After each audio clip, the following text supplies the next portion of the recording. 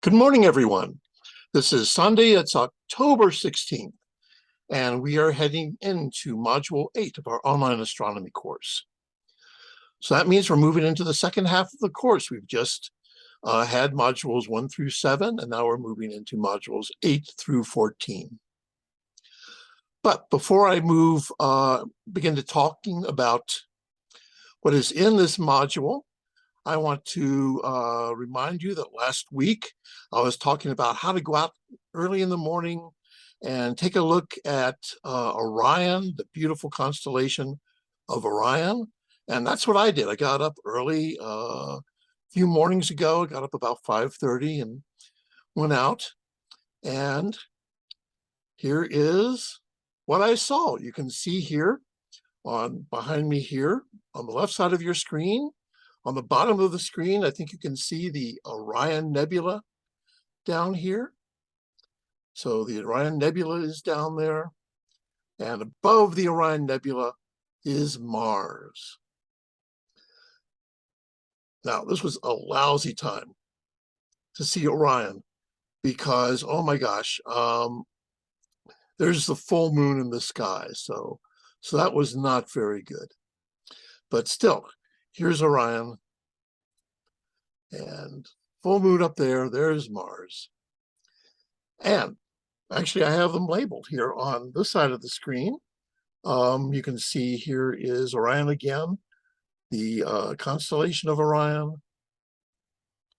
Here's the Orion Nebula and the moon, Mars up in the sky.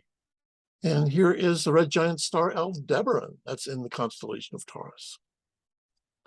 So we're going to have a better view this week if you go out early in the morning, and the moon will be moving past Orion, and it will be, farther to the east, and it won't interfere as much with your viewing. So let me really recommend that you do that.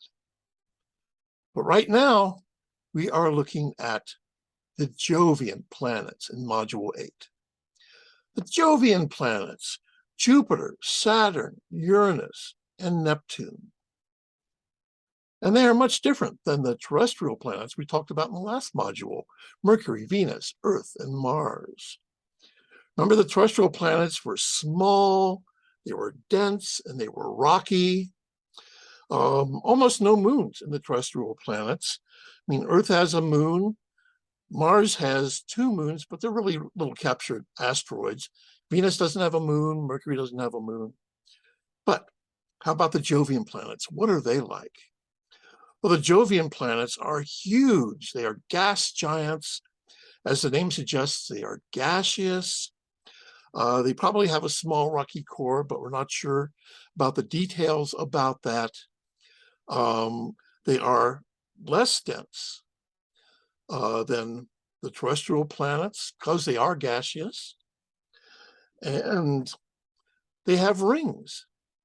So here behind me, you can see the ring system of Saturn, but in fact, Jupiter has a narrow ring, Uranus has a narrow ring, and Neptune has, well, kind of a ring. But I just think this is such a beautiful picture behind me of Saturn and Saturn's ring. You can, I'll just move to the side here a little bit, and you can see Saturn's rings here. And look how thin the rings are. You can actually see the planet. There, you can actually see the planet through Saturn's ring. So the rings are actually very small. And this is an unusual view of Saturn because this is taken from when a spacecraft was about the same distance from the sun as Saturn is. And so here, Saturn is half in darkness and half in sunlight. And that's something we never see from Earth. From Earth, we can only see the lit side of Saturn because Saturn is so much farther from the sun than Earth is. So you'll learn about all about these amazing objects, these 4 Jovian planets. And also, In this module, you'll be learning about the other occupants of the solar system. There are the dwarf planets, and those include Pluto and its moon Charon. The dwarf planets include the largest asteroid, which is the asteroid named Ceres, first to be discovered. And in fact, the asteroids mostly orbit in a region between Mars and Jupiter. And so they divide the terrestrial planets from the Jovian planets. But there are other asteroids, and some of those asteroids can pass, through Earth's orbit. And so there is a chance, very slim chance, that, we'll be hit by something. And the further you look in the future, the more that becomes a certainty that we're going to be hit by something, because in the far future, the odds get a lot better. And the paths of the asteroids become harder to predict because they're being tugged on by the gravity of all the other planets. Now, you might remember that earlier in the semester, I told you about the DART mission. That is the Double Asteroid Redirection Test mission that slammed a spacecraft into an asteroid to change its orbit. That is the first test of a planetary defense system, trying to see how you can alter the orbit of an asteroid. If you know it's going to hit Earth and at some later time, can you alter its orbit enough so it doesn't hit Earth? And the DART mission was a success. And there's a video describing how successful that mission was. It was really, really a great success. And we have been hit, Earth has been hit by asteroids before. About 63 million years ago, a large asteroid hit Earth in the Yucatan Peninsula down in Mexico. It kicked up a global cloud of dust that shrouded the Earth, cut off the sunlight, and that's what led to the extinction of the dinosaurs and allowed the small little furry mammals to arise. And ultimately, that was responsible for our being here. Now, if two asteroids collide together, as they do, we've seen asteroids collide before, then the little chunks of rock are kicked off, and those can enter Earth's atmosphere. And the large chunk of rock comes in, it can do some damage, not worldwide catastrophe damage, but there are a couple of videos of one that exploded over Russia several years ago and made huge sonic booms, shattered windows, caused a lot of havoc. And so you can watch and learn about that. And there was one that actually flew by Utah earlier this year. And it made a sonic boom that was heard all along northern Utah. And there was a camera that captured it up at Snow Basin.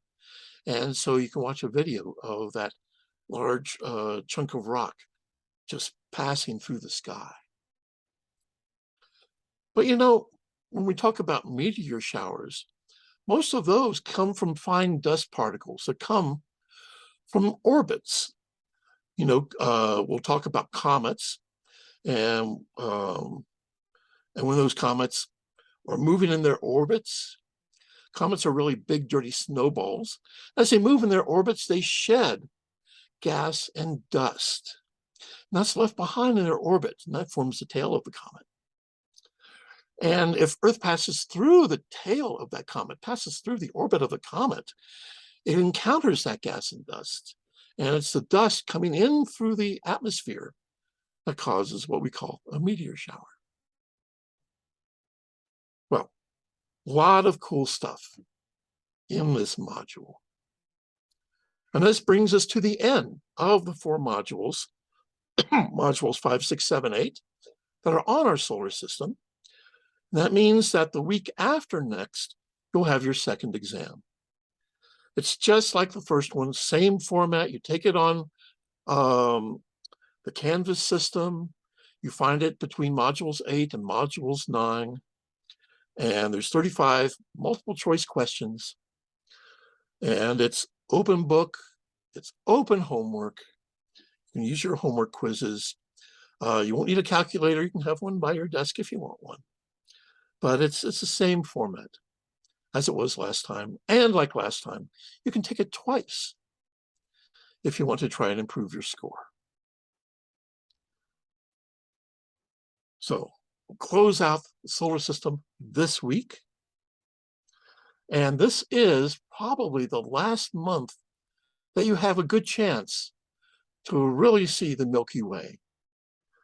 So I want to pull up Stellarium here.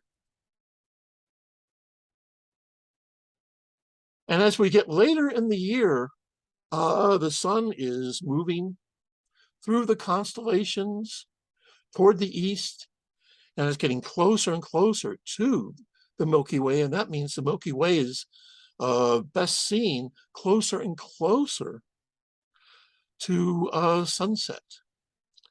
That's what's happening. And pretty soon, the Milky Way just won't be visible anymore. It'll be in the daytime sky. But right now, this was taken on, this stellarium was set for today, actually, the 16th. But it's the same for any day this week, 16, 17, 18, 19. You can see it's about the same. And if you go out around 8 in the evening, look south, southwest, and you'll see the beautiful Milky Way galaxy just coming up. As I said, this is your last week to see it. So go out to a dark location. I live in Ogden, and so I go back to Pine View. If I really want it to be dark, I go up to Monte Cristo. There's a lot of places you can go to find dark skies and take a look at the Milky Way.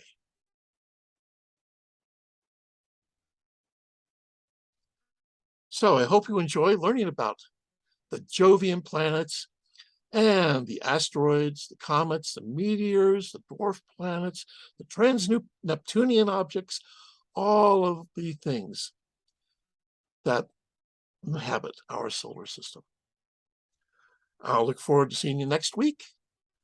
So if you have any questions, send me an email. I'll be happy to set up a Zoom meeting. You can come by my office, and I'd like to see you then, but always here to help.